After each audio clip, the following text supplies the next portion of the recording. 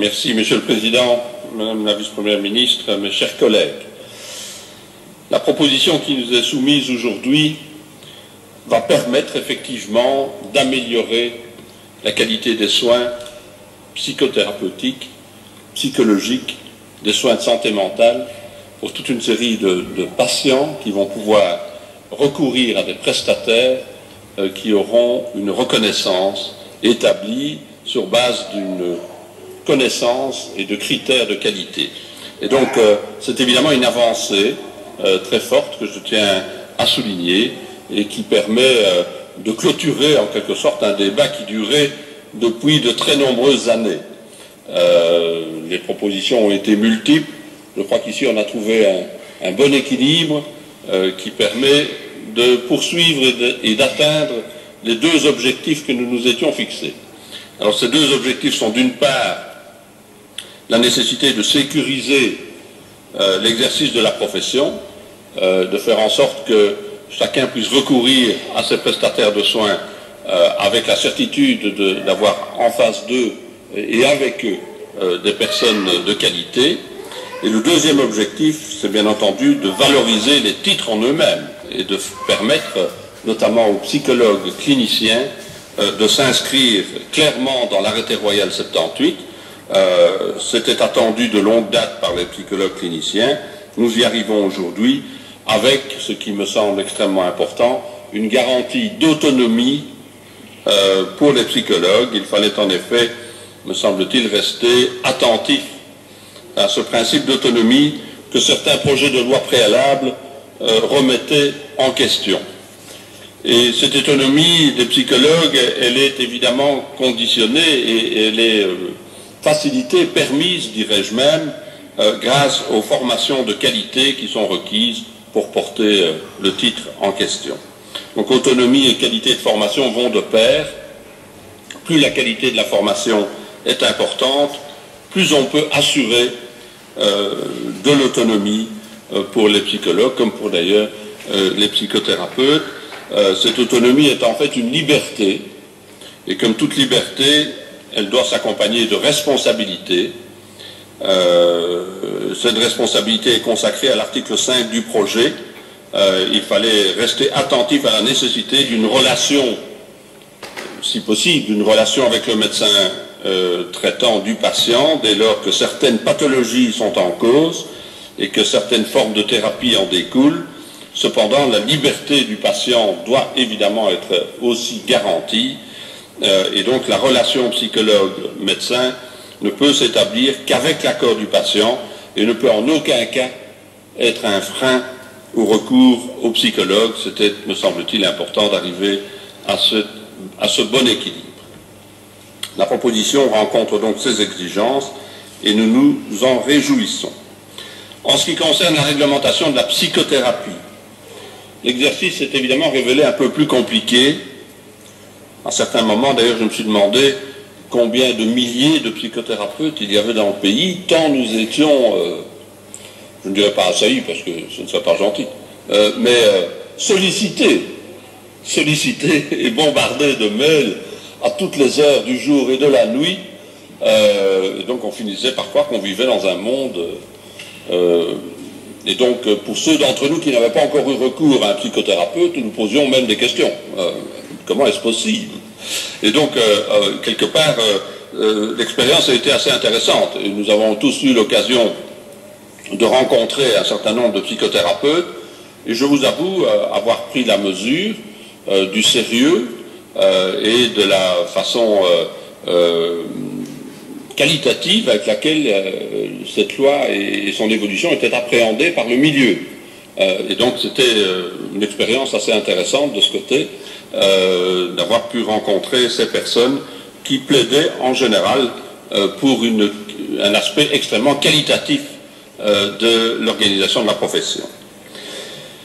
Alors évidemment, il fallait, pour ce qui concerne les psychothérapeutes, se mettre d'accord sur un système de formation et d'accréditation, en quelque sorte, de cette formation ou d'agrément de cette formation, puisque nous le savons, il y a encore, malheureusement, des charlatans qui sévissent dans le secteur. C'est un des objectifs de la proposition de les écarter, mais bon, sans doute n'atteindrons-nous jamais l'idéal total, mais nous faisons, me semble-t-il, un grand pas en avant, et comme je l'ai dit en commission, j'ai souvent coutume de dire, de citer le prix Nobel Albert Claude qui disait que si vous voulez empêcher un projet d'aboutir, exigez qu'il soit parfait, et donc le but n'était pas cette exigence de perfection, mais bien d'arriver vers quelque chose qui était perfectible sans doute, mais qui était un réel pas en avant dans la bonne direction. La reconnaissance de la psychothérapie va donc protéger le patient, qui aura la garantie que le porteur du titre aura bel et bien bénéficié d'une formation valable et que les soins prodigués seront donc de qualité. Le psychothérapeute est protégé parce qu'il n'est plus exposé à la concurrence de personnes qui n'ont pas suivi de formation valable, voire pas de formation du tout. Mais ne nous leurrons pas, ceux qui ne répondront pas aux critères de cette loi continueront sans doute à pratiquer avec des titres divers, des qualifications diverses. Je ne vais pas les citer, mais on en connaît pas mal. Et donc la psychothérapie en Belgique n'en a peut-être pas fini avec le charlatanisme, mais je pense que, comme je l'ai dit, nous avançons dans la bonne direction. Alors, la psychothérapie intéresse une multiplicité de professionnels et elle admet actuellement de multiples niveaux de formation préalable, universitaires ou non. Les écoles et les paradigmes sont nombreux. Alors, c'est vrai qu'on s'est posé la question en commission, me semble-t-il à juste titre, d'une définition forcément réductrice du nombre de catégories et que, bien entendu, cette définition ne peut être figée dans le temps. Probablement qu'au fur et à mesure des découvertes, l'évolution du secteur des neurosciences est telle aujourd'hui que probablement on ne soupçonne pas encore les nouvelles orientations qui pourront survenir dans un avenir plus ou moins rapproché.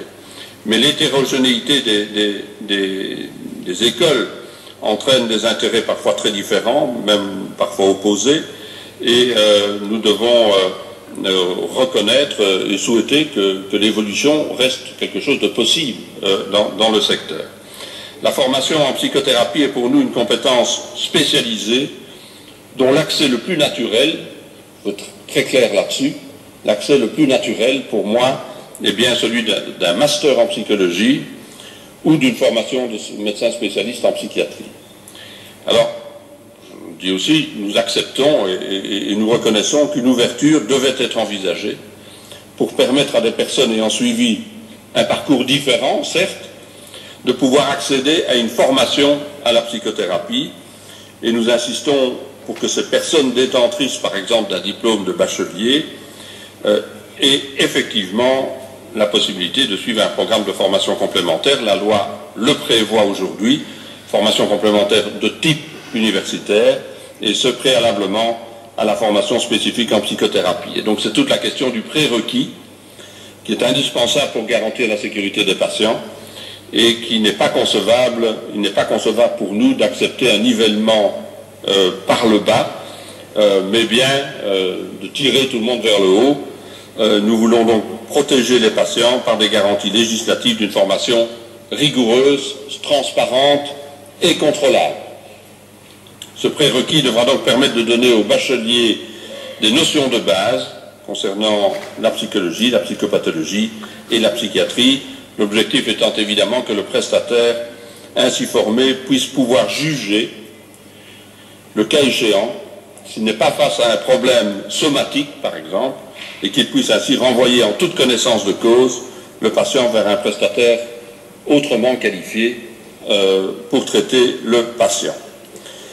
Je m'arrête un instant sur la technique légistique utilisée. Effectivement, j'ai demandé en commission, considérant que cette loi est en fait une loi cadre, une sorte de loi d'habilitation, et j'ai souhaité que nous puissions considérer que les arrêtés d'exécution puissent être pris en délibération du Conseil des ministres.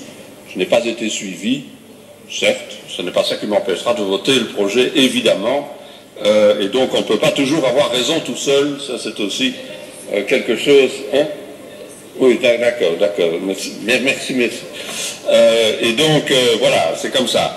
Par contre, pour ce qui concerne la composition du Conseil fédéral de psychothérapie, je remercie les membres de la Commission d'avoir accepté l'amendement que j'ai proposé pour faire en sorte que, effectivement, les académiciens soient bien désignés en fonction de leur connaissance de la psychothérapie et après concertation avec les associations de psychothérapeutes, mais par les universités. Il me semble qu'on évite ainsi d'éventuels conflits d'intérêts et que l'on renforce encore la qualité des décisions qui seront prises en matière de formation dans le cadre des assises scientifiques nécessaires.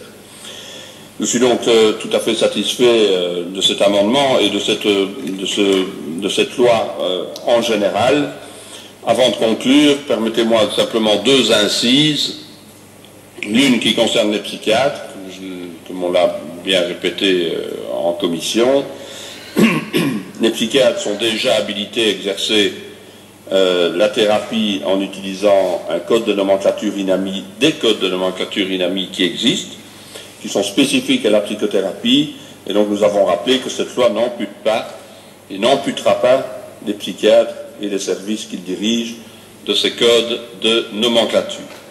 Deuxième incise, nous prenons acte et nous soutenons la distinction établie en matière de psychanalyse, et donc cette disposition ne sera donc pas nécessairement sans doute évidente à comprendre pour le patient, hein.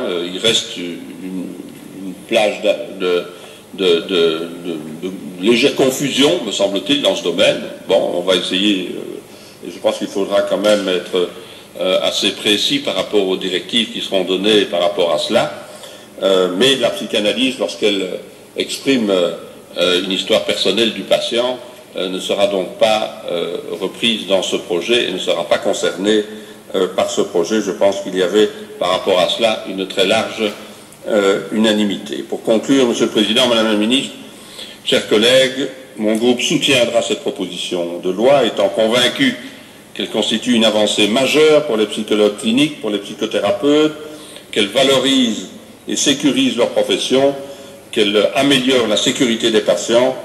Le texte en projet jette donc les bases de l'exercice d'une psychothérapie de qualité qu'il conviendra d'encadrer adéquatement à l'avenir. Merci. Merci, Monsieur Baclair. On va au piège.